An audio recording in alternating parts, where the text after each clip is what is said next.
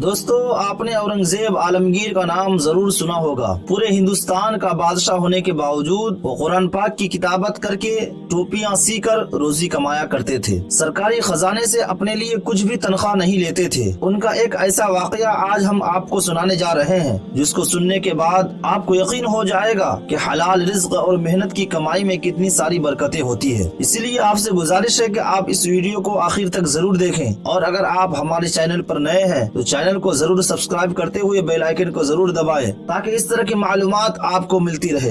दोस्तों, औरंगजेब आलमगीर के एक ऐसे उस्ताद जिनका नाम मुल्ला अहमद जीवन था, आपने उनसे दीनी व दुनियावी फैज हासिल किया था। औरंगजेब जब बादशाह बना, उसने अपने उस्ताद मोहतरम को मुलाकात करने के लिए एक पैगाम भेजा। मुल्ला अहमद जीवन एक बहुत बड़ा मदरसा चलाया करते थे। वहाँ हजारों बच्चे कुरान पाक को हिफ्ज करते और दीनी तालीम हासिल करते थे। जब रमजान मुबारक का महीना आया, रोजा व एहतिकाफ के लिए मुल्ला अहमद जीवन एक महीने के लिए बच्चों को छुट्टी दे दिया करते थे, ताकि वो घर में आराम और सुकून से रोजा रख सके और एहतिकाफ वाले लोग एहतिकाफ कर सके। मदरसा एक महीने तक बंद रहता था। मुल्ला अहमद जीवन अपने शागिर्द की दावत पर उनसे मिलने उनके पास दिल्ली तशरीफ ले गए। बड़े दिन के बाद मुलाकात हुई थी। औरंगजेब आलमगीर ने उनकी खिदमत के साथ साथ उनसे रूहानी फैज भी हासिल किया। एक महीने के बाद मुल्ला अहमद जीवन ने जब वापसी का इरादा फरमाया तो बादशाह औरंगजेब आलमगीर ने और कुछ दिन रुकने की दरख्वास्त की, लेकिन सादा मिजाज खुशगुफ्तार उस्ताद ने कहा कि बेटा, अब मजीद रुक नहीं सकता हूँ, क्योंकि बच्चों की तालीम का नुकसान होगा। तो जब मुल्ला अहमद जीवन जाने लगे तो बादशाह औरंगजेब ने उनकी खिदमत में एक चवन्नी हदिया पेश की और महल के दरवाजे पर खुदा हाफिज कहा। उसके बाद औरंगजेब आलमगीर मुल्की मामलात में मसरूफ हो गए। 14 साल का जमाना बीत गया। एक दिन एक आदमी ने बादशाह औरंगजेब आलमगीर को बताया कि बादशाह सलामत, अब आपके उस्ताद मोहतरम मुल्ला अहमद जीवन बहुत बड़े जमींदार हो गए हैं। अब बड़ी सी हवेली में रहते हैं, शाहाना अंदाज है, नौकर चाकर भी रखते हैं, सफर के लिए बेहतरीन घोड़े भी हैं, और मुल्ला अहमद जीवन अब पहले वाले मुल्ला नहीं रहे। बादशाह औरंगजेब आलमगीर ने अपना एक एलची अपने उस्ताद मोहतरम के पास भेजा और मुलाकात की ख्वाहिश जाहिर की। तो मुल्ला अहमद जीवन ने वादा किया कि जब रमजान मुबारक में मदरसा बंद हो जाएगा तो तशरीफ लाएंगे। जब रमजान शरीफ की छुट्टी हुई तो मुल्ला अहमद जीवन अपने वादे के मुताबिक दिल्ली पहुंच गए। निहायत सादा लिबास, मिजाज में आजिजी, लगता नहीं था कि वो इतने बड़े जमींदार हैं। बादशाह औरंगजेब आलमगीर ने उनकी खूब खिदमतों सेवा की और उनसे कुछ ना पूछा जो कुछ लोगों ने बताया था कि इतने बड़े जमींदार हो गए हैं। एक दिन बातों बात में मुल्ला अहमद जीवन ने कहा कि औरंगजेब, तुम्हारी उस चवन्नी में बहुत बरकत थी। मैंने उस चवन्नी से कपास का बीज लिया, जिसे बनूला कहते हैं। उससे कपास काश्त की। अल्लाह ताला ने उसमें इतनी बरकत दी कि बयान से बाहर है। चंद सालों में अल्लाह ताला ने बहुत कुछ दिया, बहुत करम फरमाया। इस पर औरंगजेब आलमगीर ने अर्ज की कि उस्ताद मोहतरम, वो चवन्नी रिज़्क़ हलाल से कमाई हुई थी। उस पर औरंगजेब ने एक एलची चांदनी चौक में एक हिंदू बनिया के पास भेजा और उसे कहा कि वो फला साल के हिसाब व किताब वाला रजिस्टर लेके आए। एलची ने जब उस हिंदू बनिया को बादशाह का हुक्म सुनाया, जिसका नाम उत्तमचंद था, वो खाता लिए भांपता कांपता हुआ बादशाह औरंगजेब आलमगीर के दरबार में हाजिर हो गया। औरंगजेब ने कहा कि वो फला साल के फला महीने और फला दिन का खाता देखें और हिसाब किताब का बताएं। इस पर उत्तमचंद को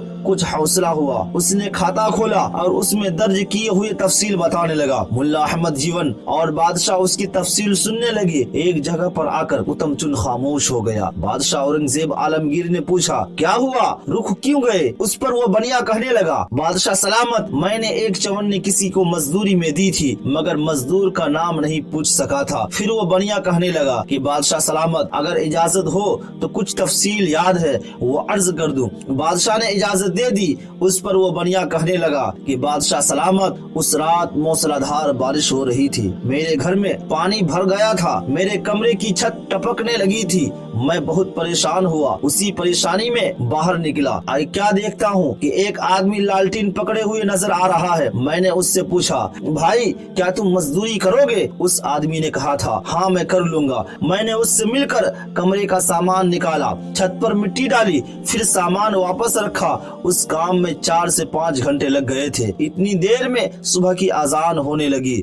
उस पर उस मजदूर ने कहा कि सेठ साहब आपका काम हो गया, मुझे इजाजत दे। मैंने जल्दी से जेब में हाथ डाला। जेब में सिर्फ एक चवन्नी थी। मेरी मजबूरी थी कि मेरे पास उस वक्त सिर्फ एक चवन्नी थी। मेरा ज़मीर आज भी कह रहा है कि मैंने उसे मजदूरी कम दी थी। आज 15 साल होने को आए हैं, मुझे आज भी वो अजीम शख्स याद है। मैं भूला नहीं हूँ। मैंने उससे कहा भी था कि वो सुबह मेरी दुकान पर आकर मजीद मजदूरी ले सकता है, मगर उसने कहा कि मुझे इतनी मजदूरी ही ठीक है। इस पर बादशाह ने उसे जाने की इजाजत दे दी। वह आदाब बादशाही बजा लाकर रुखसत हो गया। जब वो बनिया चला गया तो बादशाह औरंगजेब आलमगीर ने कहा कि उस्ताद मोहतरम, मैं भेष बदल कर अक्सर गलियों बाजारों में जाया करता हूँ और आवाम की खबरगिरी करता हूँ। उस रात भी मैंने आवाम की खबरगिरी के लिए बाहर निकला था कि सेठ उत्तमचंद ने मुझे मजदूरी के लिए कहा और ये चवन्नी उसकी मजदूरी है। इस पर मुल्ला अहमद जीवन ने कहा, मुझे यकीन था कि ये रिज़्क़ हलाल है, वरना इतना फल इतनी बरकत किसी और दौलत में कहाँ हो सकती है। अल्लाह ताला रिज़्क़ हलाल कमाने वालों पर करम फरमाता है। उस पर बादशाह ने कहा कि उस्ताद मोहतरम, मेरी कोशिश रही है कि मैं कुरान पाक की किताबत करके और टोपियां सीकर गुजारा करूं और शाही खजाने को अमानत समझूं। अल्लाह ताला से दुआ है कि वो हम सबको रिज़्क़ हलाल दे। तो दोस्तों, ये थे बादशाह औरंगजेब आलमगीर, जिन्होंने रिज़्क़ हलाल कमाने की इस तरह मिसाल पेश की है। यही वजह थी कि उनके दौर में हिंदुस्तानी हुकूमत सबसे ज्यादा दौलतमंद थी और पूरी दुनिया से ताजिर हिंदुस्तान की तरफ तजारत करने आते थे और अपने लिए बहुत सारा माल और दौलत जमा करते थे। तो दोस्तों, आज की इस वीडियो को हम यहीं पर खत्म करते हैं। अगर आपको ये वीडियो अच्छी लगी हो तो वीडियो को लाइक करें और अगर आप हमारे चैनल पर नए हैं तो चैनल को सब्सक्राइब करते हुए बेल आइकन को जरूर दबाएं ताकि आपको इस तरह की इन्फॉर्मेशन वीडियो पहुंचती रहे। मिलते हैं फिर एक नए वीडियो के साथ, तब तक के लिए जय हिंद।